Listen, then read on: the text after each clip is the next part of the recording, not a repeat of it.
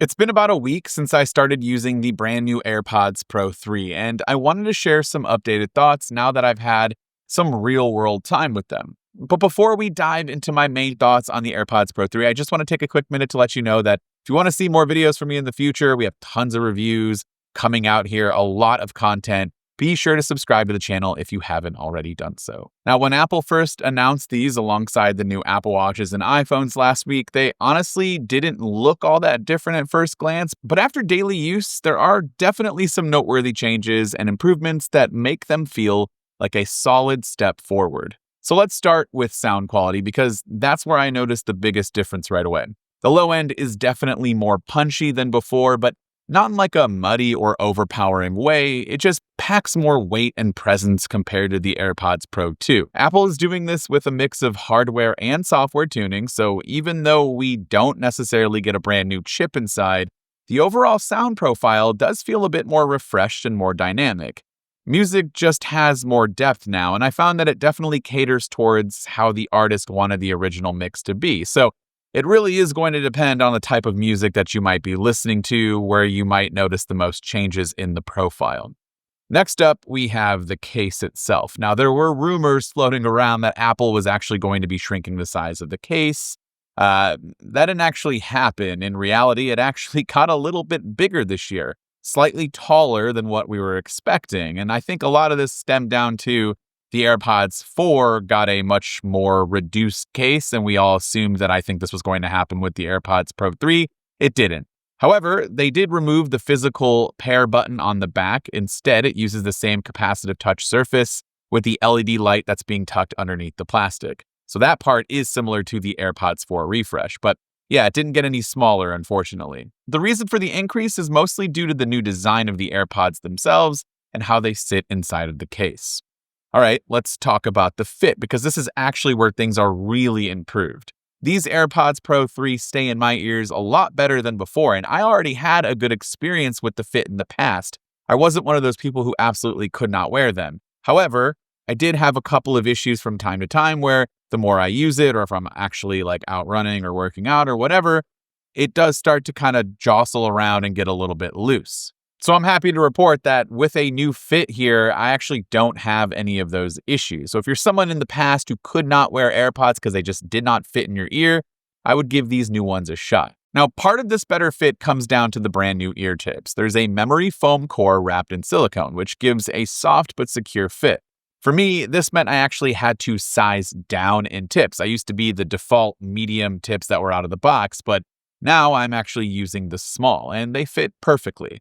There's even a brand new extra small size for people with even smaller ears, and it goes all the way up to large, so you get 5 sizes this year. Another new part of the design is this part right here in the back, and that's a new heart rate sensor. The AirPods Pro 3 can now measure your heart rate directly from your ear, which is surprisingly accurate in my testing. In fact, you can actually wear your AirPods and watch together, and it will use a combination of the two to provide an even more accurate reading during your workout. You can also start a workout now with just your AirPods inside of the fitness app. Just click the workouts tab and you have 50 workouts to choose from right now.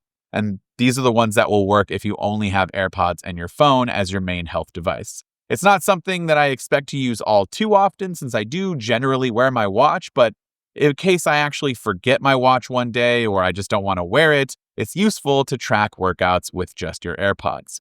I also love that your heart rate and activity information will show in Fitness Plus workouts and on a new live activity that's on your lock screen.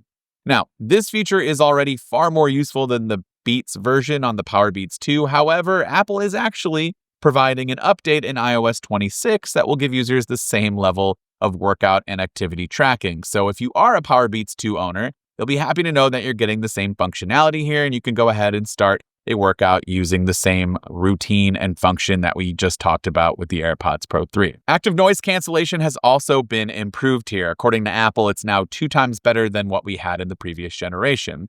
And it's not just hardware improvements, although there are new microphones that do a better job at detecting and isolating unwanted sounds, but also software updates that makes ANC feel more adaptive and just overall better. Combined with the new ear tips, outside noise gets blocked out more effectively than before. Now, on the flip side, transparency mode has also been refined. Voices just sound a lot more natural now, including your own voice, which was always kind of one of my bigger issues with transparency on the older AirPods Pro. It just doesn't sound as robotic or echoey anymore, and that's a huge improvement, in my opinion, with transparency, especially if you're going to be using this during a lot of calls or conversations. So this is the AirPods Pro 3 new microphone setup. So I wanted to kind of give you guys an idea of what it's like now that you can record audio using your AirPods for videos, which is nice. This is probably what it's going to sound like for phone calls as well. And this is a new microphone system that Apple has said should help with the call quality, the audio quality, and then of course it also helps in conjunction with active noise cancellation. So let me know what you think of the new mic quality down in those comments. When it comes to battery life, these AirPods are rated at up to 8 hours with ANC and Transparency turned on. I used them on a flight right out of the box. I actually didn't get a chance to charge them, and this was from Apple Park all the way out here to where I live, and it's a whole 5 hours of a flight, and it worked just fine. Didn't have any issues, plenty of battery to spare, which is always nice. It was a great experience on the plane, too. It blocked out a lot more noise, obviously, than before, due to the updated ANC that we just talked about. If you use AirPods Pro as a hearing aid, you'd be happy to know that you can now get up to 10 hours of battery with the hearing aid functionality.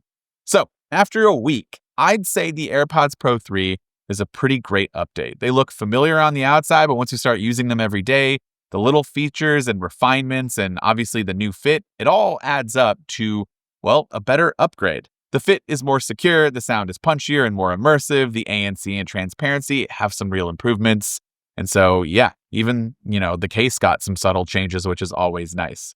If you're already using AirPods Pro 2 and you're happy with them and you have no issues, maybe you can hold off for a little bit. But if you're somebody who uses AirPods Pro 2 daily and you need a better fit, you want a more comfortable fit and even improved sound quality in ANC, you're not going to be disappointed upgrading from the 2 to the 3. And if you have the AirPods Pro, the original version, you definitely are going to want to upgrade because I'm imagining by now the battery life is probably pretty bad at this point. And also, you're just going to notice some insane improvements going from the first gen to the new third gen. So yeah, let me know in the comments down below if you plan to upgrade or if you are already purchasing some new ones and what you're excited about. Let me know down in those comments. This has been Dan with MacRumors. Thanks so much for watching, and I hope to see you around in the next video.